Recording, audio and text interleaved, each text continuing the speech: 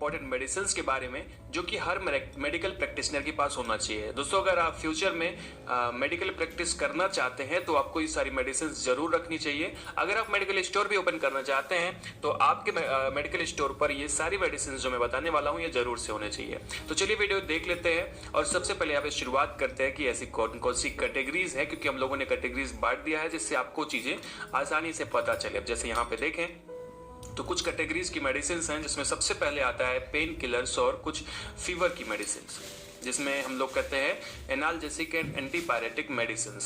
दूसरी कैटेगरी यहाँ पे हमने रखी है कफ और एंटी एलर्जिक मेडिसिन की। तीसरी होती है वोमिटिंग एंड गैस की। इसकी कुछ मेडिसिन जो आपके पास होनी चाहिए क्योंकि ये सब कॉमन प्रॉब्लम्स हैं। कुछ कॉमन एंटीबायोटिक्स जो कि ज्यादातर यूज किए जाते हैं वो कौन से हैं। उसके बाद कुछ अलग से मेडिसिन जो कि आपको अपने पास जरूर रखने चाहिए, मिसलिनियस या अदर में हम लोग उसको देख लेंगे।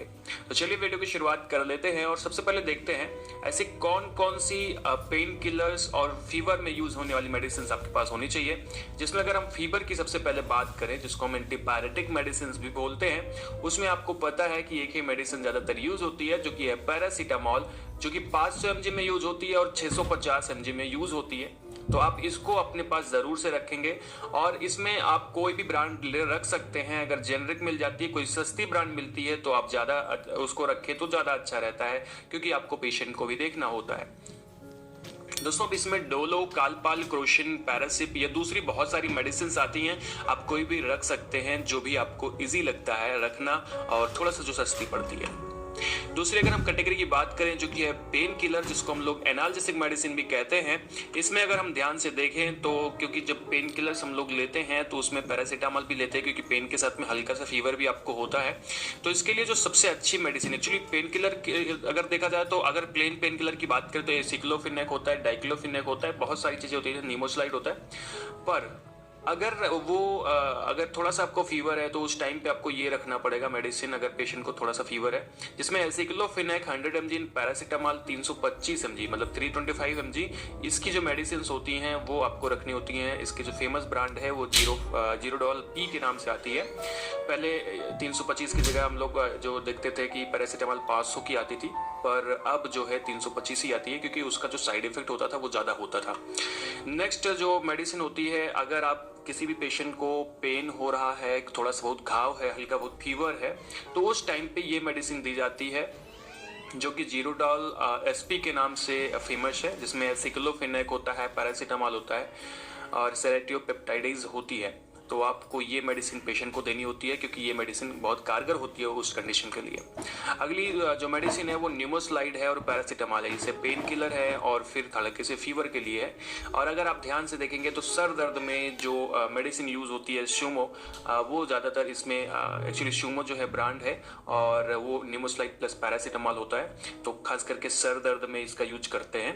तो न्यूमोस्लाइड ये जो है हम लोग इसको यूज कर सकते हैं और इसको आपको अपने पास ज़रूर रखना चाहिए। अगर आप मेडिकल प्रैक्टिस कर रहे हैं या करने वाले हैं तो आपको ये सब रखना जरूर पड़ेगा। दोस्तों, नेक्स्ट अगर किसी भी पेशेंट को स्टमक पेन हो रहा है उस टाइम पे उसको कौन सी मेडिसिन देनी है, तो उसके लिए एक्चुअली डाइसाइक्लोमीन टेबलेट्स आती हैं। डाइसाइक्लोमीन आप रख सकते हैं, पर जो अच्छी मेडिसिन होती है उसमें मेफेनेमिक एसिड और डाइसाइक्लोमीन का कॉम्बिनेशन आता है। अगर इसके ब्रांड की बात करें तो मेप्टाल स्पास के नाम से आती है। दूसरे भी ब्रांड से आ सकती है, आप कोई भी ब्रांड रख सकते हैं, उसके लिए कोई बहुत ज्यादा वो नहीं है, बस ये कॉम्बिनेशन जरूर होना चाहिए। ठीक है, तो ये मेडिसिन जो होती है स्टमक पेन के लिए होती है। थोड़ा सा हम लोग मेडिसिन के बारे में अगर यहाँ पे डिटेल देखें तो ये सारी मेडिसिन है जो मैंने आपको बताया, जिसमें दिखे ये वेबडोलो एसपी है जो कि मैंने आपको बताया घाव के साथ में ये दर्द और बुखार में भी फायदा करती है। पेट दर्द के लिए मेप्टाल स्पास होती है, डोलो टेबलेट्स होती हैं, क्रोशिन है जो कि पैरासीटामोल है और एसिक्लोफिनेक पैरासीटामोल 325 mg जो कि जीरोडाल पी के नाम से आती है एंड शूमो है और ये जीरोडाल एसपी है। तो ये सारी मेडिसिन जो है वो पेन किलर और दर्द के लिए, पेन किलर और फीवर के लिए यूज होती हैं, पेट दर्द के लिए यूज होती हैं। चलिए तो नेक्स्ट स्लाइड में हम लोग देख लेते हैं अगला जो कैटेगरी है जो कि है कफ और एंटी एलर्जिक मेडिसिन। या खांसी के लिए 3 प्रकार की खांसी होती है, एक्चुअली 2 प्रकार की खांसी होती है, पर आपको 3 प्रकार की मेडिसिन यहाँ पे दी जाती है। जैसे अगर हम बात करें तो खांसी अगर कफ युक्त है तो उसे हम लोग बेड कॉफी नहीं, एक्चुअली कफ, उसको हम लोग बेड कफ कहते हैं। मतलब सूखी एक्चुअली गीली खांसी जिसमें कफ आता है बॉडी से, मतलब बलगम निकलता है, ठीक है, तो इसके लिए ज़्यादातर एक्सपेक्टोरेंट दिया जाता है।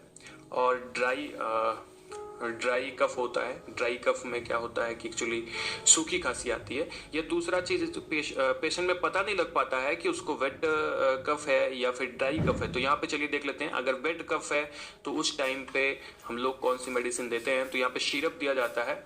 तो कौन सा सिरप होता है, तो टर्ब्यूटालिन एंड ब्रोमाक्सिन HCl सिरप होता है, जो कि आपको अपने पास रखना चाहिए। अलग अलग ब्रांड से आता है तो आप कोई भी ब्रांड रख सकते हैं। ड्राई, अच्छा देखो ये जो है ना, ये एक एक्सपेक्टोरेंट कफ, अगर आपको किसी पेशेंट को सूखी खांसी आ रही है तो उसके लिए डेक्स्ट्रोमेथार्फेन हाइड्रोक्लोराइड क्लोरफेनरामिन मैलिएट सिरप होता है, तो उस पेशेंट को दिया जाता है। अलग अलग ब्रांड से आता है, आप कोई भी ब्रांड दे सकते हैं। ये मैं आपको बार बार कह रहा हूँ, जो भी इजी हो, मतलब जो भी थोड़ा सा सस्ता हो आप उसको दे सकते हैं। अब अगर यहाँ पे देखा जाए कि कफ के बारे में पता ही नहीं कि भाई साहब को कौन सा कफ हुआ है, तो उस कंडीशन में आपको एक सिरप आती है, ये सिरप आप दे सकते हैं पेशेंट को, जो कि dextromethorphan hydrochloride chlorpheniramine maleate and guaifenesin and ammonium chloride syrup होता है, जो कि पेशेंट को दिया जा सकता है उसको पीने के लिए, और ये अच्छा कारगर होता है। तो ये पेशेंट को दे सकते हैं, जो कि खास करके खांसी के लिए है। अभी थोड़ा सा आगे बढ़ते हैं और देखते हैं कुछ एंटी एलर्जिक मेडिसिन जो कि इसी कैटेगरी के अंदर आ रही हैं, जो कि आपके पास होनी ही चाहिए। तो इसमें पहली चीज़ तो भैया बता दें कि सबसे ज़्यादा यूज़ होती है सिट्रिजिन। तो सिट्रिजिन जो है वो ज़्यादातर यूज की जाती है एलर्जी में, तो ये मेडिसिन आपके पास होनी चाहिए। सस्ती सी मेडिसिन है तो होती भी है। सिट्रिजिन के साथ में एबिल भी रख सकते हैं, अगर किसी को ज़्यादा शिकायत देखने को मिल रही है एलर्जी की, तो उसको हम लोग एबिल भी दे सकते हैं। अब यहाँ पे बात कर लें कॉमन कोल्ड की, तो कॉमन कोल्ड भी एक प्रकार की एलर्जी होती है, तो कॉमन कोल्ड में भी हम लोग सिट्रिजिन दे सकते हैं, फेनरामिन मैलिएट मतलब एबिल दे सकते हैं। एंड ज़्यादातर जो इसमें दिया जाता है वो विकोरिल दिया जाता है। विकोरिल में अगर आप ध्यान से देखेंगे तो हल्का सा पैरासीटामॉल एंड फेनरामिन हाइड्रोक्लोराइड होती है और क्लोरफेनरामिन मैलिएट भी होती है। तो कहने का मतलब ऐसे बंद नाक में ये जो थोड़ा सा फायदा करती है, तो ये मेडिसिन भी आप दे सकते हैं कॉमन कोल्ड में। नेक्स्ट स्टेप पे आते हैं, नेक्स्ट स्लाइड पे, और यहाँ पे देखते हैं कि कुछ और दूसरी मेडिसिन जो कि वोमिटिंग और गैस के लिए है। तो यहाँ पर अगर हम बात करें वोमिटिंग के लिए कौन सी मेडिसिन दी जाती है, किसी पेशेंट को उल्टी हो रही है तो उसे ओनेसेट्रॉन 4 mg की टैबलेट्स आती हैं, तो आप इसको दे सकते हैं। कोई भी कंपनी की दे सकते हैं, वो भी काइंड आती है इसकी, तो उसको दे सकते हैं, कोई दे सकते हैं। डोमपेरिडोन DT दे सकते हैं। ये दो मेडिसिन में से एक मेडिसिन दी जाती है वोमिटिंग के लिए। पहले हम लोग डोमपेरिडोन देते हैं, ये डिस्पर्जेबल टैबलेट सही नहीं होता है तो ओनेसेट्रॉन भी दे सकते हैं, या फिर कोई भी आप पहले दे सकते हैं, उसमें कोई प्रॉब्लम नहीं है। यहाँ पे अगर हम बात करें गैस की, जो कि एक नॉर्मल सी प्रॉब्लम है, तो अगर किसी भी पेशेंट को गैस है या कोई ऐसी मेडिसिन दे रहे हैं जिससे कि गैस बन सकती है, तो उस टाइम पे हम लोग रेंटिडीन टैबलेट देते हैं, जो कि जेंटेक, रेंटेक, एसिलॉक इन सब के नाम से आती है। एक कॉमन सी मेडिसिन है जो कि दिया जाता है पेशेंट को, सस्ती सी मेडिसिन है, अक्सर दवाओं के साथ में, कि दवाएं जो है गैस ने बनाए उसके लिए दी जाते हैं, या फिर वैसे भी गैस है तो दिया जा सकता है। और अगर कोई रेगुलर गैस का पेशेंट है तो उसको पेंटोप्राजोल दी जाती है। पेंटोप्राजोल की बहुत सारी कैटेगरी आती है। पेंटोप्राजोल DSR आती है एंड SR आती है एंड पेंटोशेक के नाम से आती है, पेंटॉप डी के नाम से आती है। बहुत सारी ब्रांड्स होती हैं, आप कोई भी ब्रांड रख सकते हैं। थोड़ी सी अच्छी मेडिसिन होती है पेंटोप्राजोल। तो ये तो होगी वोमिटिंग और गैस की। बढ़ते हैं नेक्स्ट स्लाइड की तरफ और बात कर लेते हैं कुछ एंटीबायोटिक मेडिसिन की। तो एंटीबायोटिक सबसे इंपॉर्टेंट होती है अगर आप प्रैक्टिस कर रहे हैं तो, क्योंकि यही जो है ज़्यादातर अक्सर बीमारी को ठीक करने का काम करती है। इसमें हम लोगों ने 4 एंटीबायोटिक लिए हैं, जिसमें सबसे पहला है सिप्रोफ्लॉक्सासिन। आपके पास होना चाहिए, सिप्रोफ्लॉक्सासिन ठीक करता है। एंड जो ज़्यादातर यूज किया जाता है वो होता है एमॉक्सिसिलिन पोटेशियम क्लेविनेट, तो ये मेडिसिन भी आपके पास होनी चाहिए, ये भी दिया जाता है कई बार। एंड ओफ्लॉक्सासिन ऑर्निडाजोल, ज़्यादातर ये भी दिया जाता है, ये भी आपके पास होना चाहिए। और लास्ट में सिफिक्जिम आपके पास होना चाहिए। ये 4 एंटीबायोटिक तो बिल्कुल आपके पास होनी चाहिए। इसके अलावा भी थोड़ा बहुत रख सकते हैं, पर ये जरूर रखना चाहिए क्योंकि कॉमनली यही सब यूज की जाती है।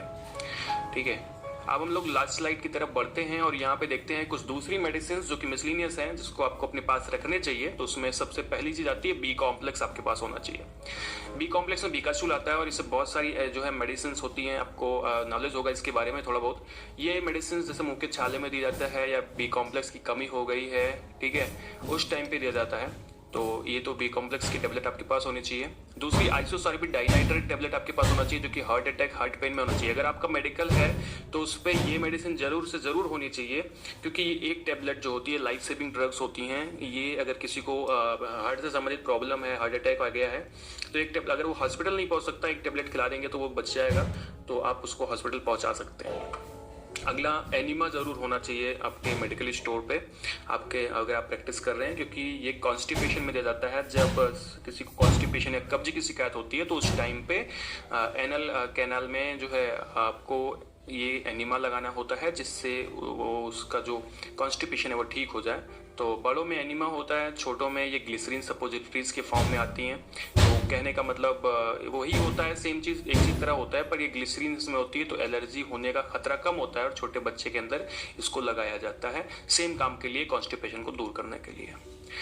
दोस्तों लास्ट में यहाँ पे अगर हम लोग देखें, एक भूख अगर नहीं लगती किसी पेशेंट को, खाना नहीं पचता है और खाने में प्रॉब्लम होती है, खाना नहीं खाया जाता है, तो उस टाइम पे एक जो है सिरप दिया जाता है पेशेंट को, जो कि दिया जा सकता है, जो आपके पास होना चाहिए, जिसमें कोई भी ब्रांड आप रख सकते हैं। पर अगर हम कॉम्बिनेशन की बात करें तो सिप्रोहेप्टेडिन ट्राइकोलिन सिट्रेट सॉर्बिटॉल इसका नाम होता है। अगर आप ध्यान दें तो एक प्रकार का ओरल सॉल्यूशन होता है जो कि पेशेंट के लिए दिया जाता है, तो ये मेडिसिन भी आपके पास होनी चाहिए।